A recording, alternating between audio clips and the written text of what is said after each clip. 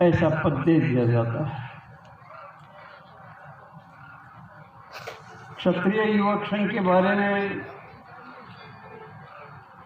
और दुर्जन साहु जी के बारे में, त्रिलोक सिंह जी के बारे में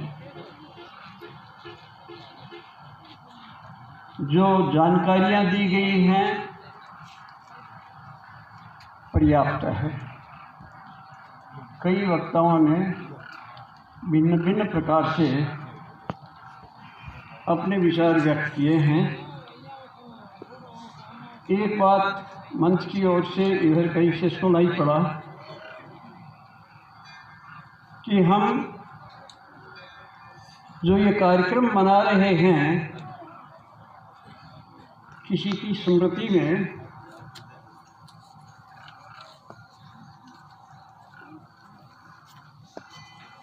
उस महापुरुष को अपने जीवन में प्रवेश करने दें। और वो प्रवेश होता कैसे है?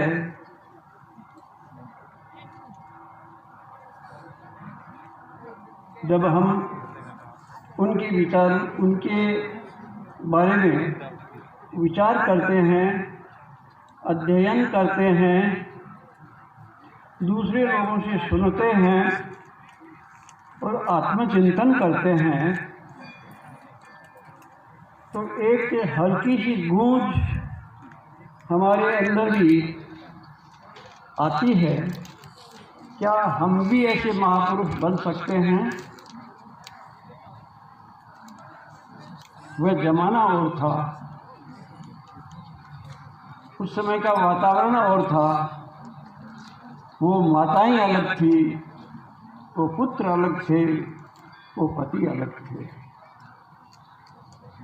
लेकिन सभी थे भगवान के बनाए हुए। जब जब भगवान को जैसे जैसे लोगों की ज़रूरत होती है इस धरती पर, उनको भेजते हैं। आदिकाल से, सतयुग से लेकर अब तक कितने ही लोग आए और चले गए, उन सबको तो हम याद नहीं कर पाते, लेकिन जिनकी स्मृति मना रहे हैं, जिनके लिए ये कार्यक्रम आयोजित किया गया है,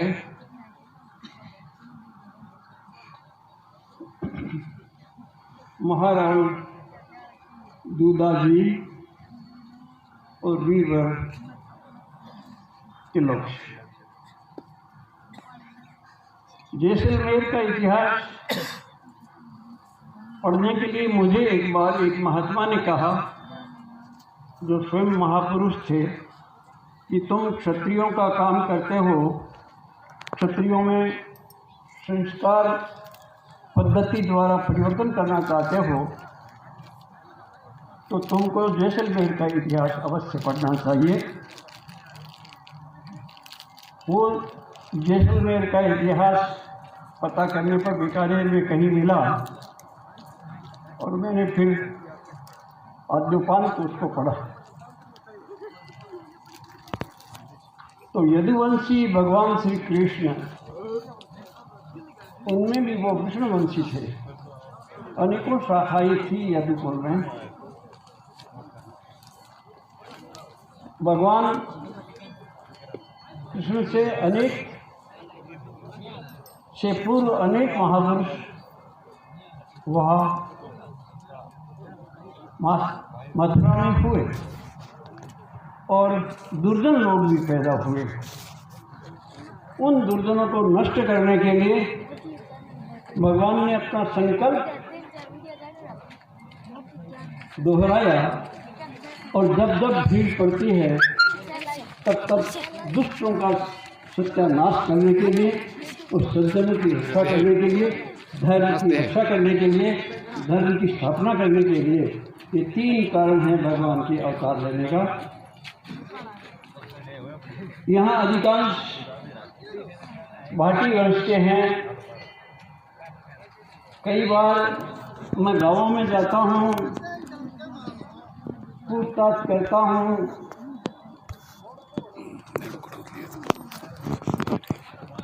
कि आप बाटी हैं, उनमें भी आप रावलोत हैं, जो राजाओं के निकट माने जाते हैं। और आप अपने गांव में भगवान कृष्ण का मंदिर तो होगा, तो जब वो नीचा देखते हैं तो मेरा सिर भी नीचा हो जाता है।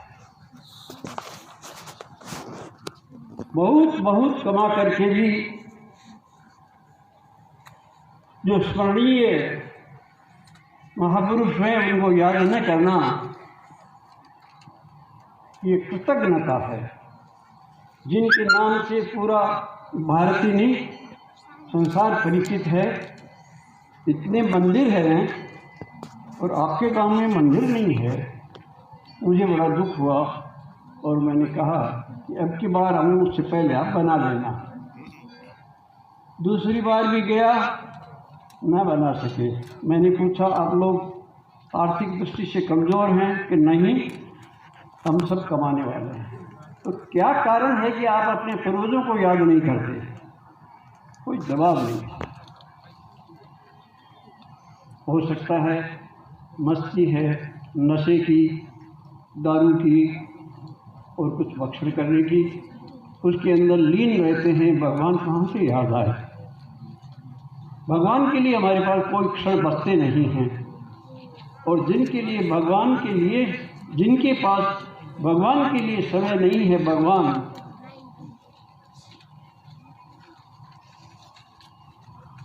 उनको बख्शता नहीं है, क्योंकि हमको इस संसार में भेजने वाला भगवान ही है। माता पिता तो केवल पाइप की तरह से काम आए हैं कि टंकी में से पानी आता है तो हम पीते हैं। ऐसे ही माता पिता के शरीर से एक संतान पैदा होती है। हम जरा विचार करें, वो भगवान का अवतार हमारी माँ के गर्भ से हमारे रूप में हुआ। कितने बड़े महत्व के इस शरीर और इस आत्मा को हम भुलाकर हम संसार में यदि रहते हैं, करने आए कर न सके तो जीवन तरुण व्यर्थ फला है। हमको तो ये भी पता नहीं कि क्यों आए थे, हम इस घर में क्यों आए, इस पिता के घर में क्यों आए, इस माता के गर्भ में क्यों हुए, कौन अमुक स्त्री मेरी पत्नी बनी, कौन अमुक व्यक्ति मेरा पुत्र बना, कौन मेरा पड़ोसी बना, कौन मेरा शिक्षक बना। ये सब पूर्व निर्धारित भगवान द्वारा है, उसकी व्यवस्था ही सब होता है। उस व्यवस्था को न मानना, आज की व्यवस्था को, सरकार की व्यवस्था को हम न माने तो कानूनी अपराध बन जाता है। हम कानून को भी नहीं मानते, लेकिन इस बात को सोचते कि कानून ये भगवान का कानून है, ये भगवान के नियम हैं जो इन सरकारी कानूनों से बहुत बड़े हैं, उनको मानना चाहिए। जैसलमेर के इस क्षेत्र में आते हुए लगभग 40 साल हो गए मुझे। बहुत अच्छे लोग मुझे मेरे संघ के लिए काम करने के लिए बड़ा सहयोग है, बहुत शिविर लगाते हैं, बहुत शाखाएँ लगती है, बड़े दौरे करते हैं। मैं उनको एक बात कहता हूँ, ये सब करो लेकिन अंतरावलोकन भी करो कि आपका चरित्र क्या है। लोग हमारे भाषणों से प्रभावित नहीं होंगे, इन शिविरों से भी प्रभावित नहीं होंगे, शाखाओं से भी प्रभावित नहीं होंगे। इन शाखाओं ने हमको क्या दिया? वह चरित्र हमारे अंदर नहीं है तो संघ में आना भी वैसा ही हुआ। संघ में ना आने वाला और संघ में आने वाला, किंतु एक आशा रहती है कि इन लोगों ने इस जीवन में कुछ दिन संघ के नियमों का पालन किया है, तो भगवान का आश्वासन है कि यदि तुमने इस जीवन में थोड़ा बहुत भी भगवान का भजन कर लिया है तो अगले जीवन में और भक्ति को प्राप्त होगा, इससे आगे ही चलेगा। और इसलिए हमको संतोष है कि क्षत्रिय युवक संघ के स्वयंसेवक और दूसरे सारे लोग यदि भक्ति कर रहे हैं भगवान की, तो निश्चित रूप से अगला जीवन अच्छा मिलने का आश्वासन भगवान कृष्ण ने बताया।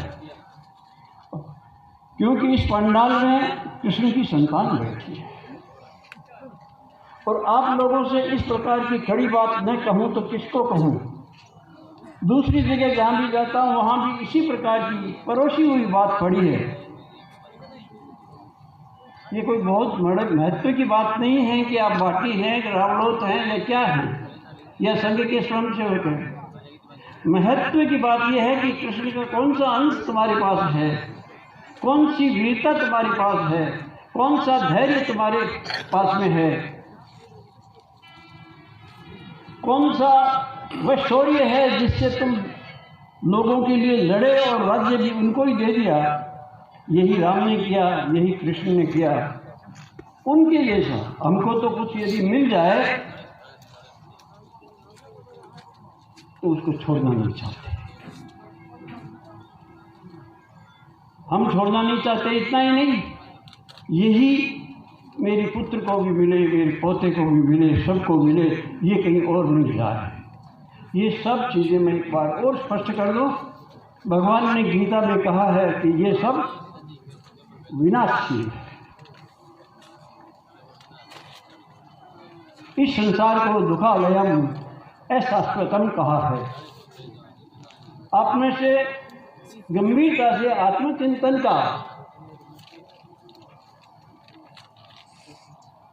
अभ्यास आप करें तो पाएंगे कि कोई सुखी नहीं है। कोई पत्नी से परेशान है, कोई पुत्र से परेशान है, कोई पति से परेशान है, कोई पड़ोसी से परेशान है,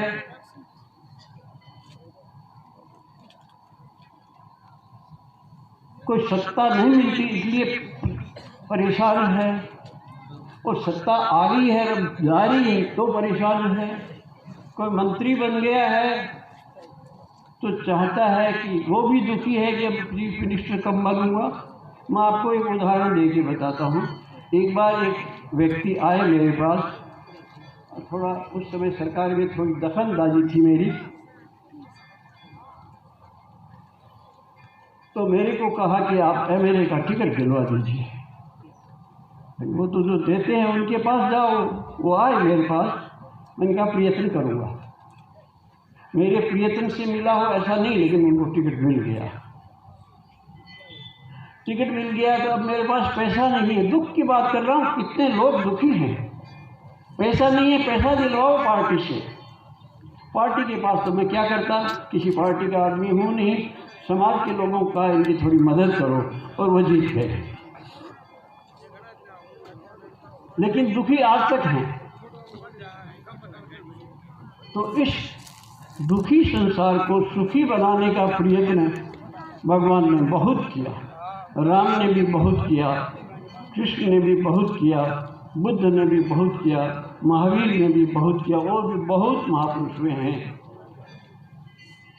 हमारे ये पूर्वज जिनकी हम चर्चा कर रहे हैं, उन्होंने जो कृत्य किया वो अदरवाइज तरीके से संसार को सुखी करने के लिए है, वरना बाकी उनको मानने की क्या जरूरत पड़ी थी। बदला तो कहीं ऐसा भी हुआ है। अनेक इतिहास के अनेकों पात्रों में ऐसा भी हुआ है कि छोड़ के भाग गए, तो आकर के पत्नी ने कहा तुम वापिस कैसे आ गए, तो वो समझौता हो गया है कि तुम डूब मरो, ये चूड़ियाँ हैं ना ये पहन लो, और मैं तलवार लेके जाती हूँ। इस तरह से उत्साह दिखाने वाली नारियों ने हमारे कुल की लाज रखी। स्त्री हो, पुरुष हो, बच्चे हो, जो भी हो, एक काम करने लग जाएं कि मेरे किसी भी कार्य से मेरे परिवार के ऊपर उंगली न उठे, मेरे समाज पर कोई उंगली न उठे, मेरे राष्ट्र पर कोई उंगली न उठे। बड़ा चिंतन, घेरे बड़े बनाए हैं। और जो जो घेरा बढ़ता जाएगा उतना ही हमारा दृष्टिकोण भी बढ़ता जाएगा, हमारी उन्नति भी होती जाएगी। जितना गहरा बड़ा होगा उतना ही भगवान के हम समीप पहुँचेंगे। ये भगवान का आश्वासन है। स्वधर्म का पालन करना, जिसका जो धर्म है, एक शिक्षक का धर्म है अच्छे तरह से पढ़ाना। उस समय ट्यूटर नहीं हुआ करते थे। सबसे बड़ा पहला ट्यूटर था द्रोणाचार्य, और उसका परिणाम हुआ महाभारत।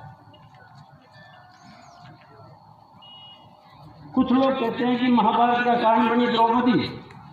ये सही नहीं है। द्रौपदी के साथ में कितना बुरा हुआ। 5 पतियों को राजी करने की जिम्मेदारी उसने उस तक नहीं की